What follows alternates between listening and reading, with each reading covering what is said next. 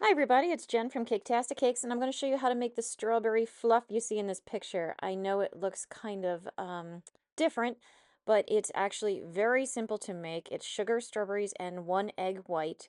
Very sweet, so if you like sweet strawberry stuff, this is going to be your jam. It's great for fillings, shortcakes, that kind of stuff. Just eat it on top of pancakes. It's amazing.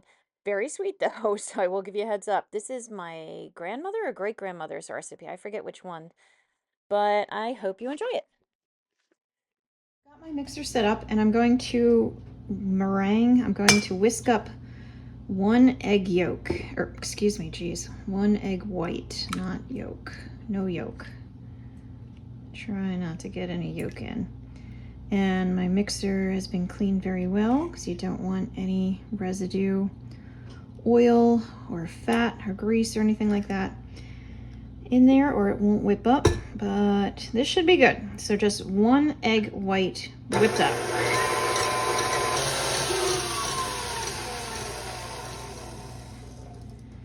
I've got a nice drippy foam going, so I'm going to let it go a little bit more.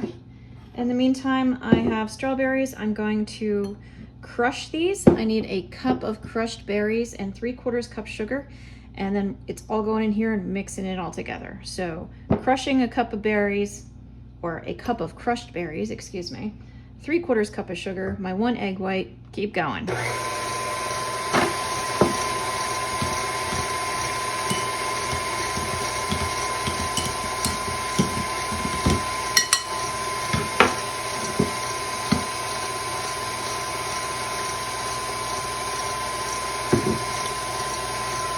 Okay, we got our cup.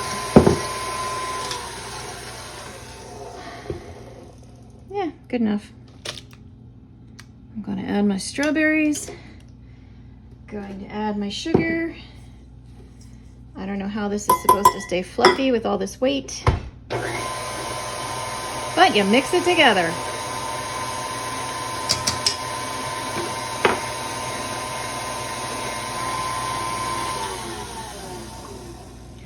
It says you're supposed to do this until stiff. I don't know how this gets stiff.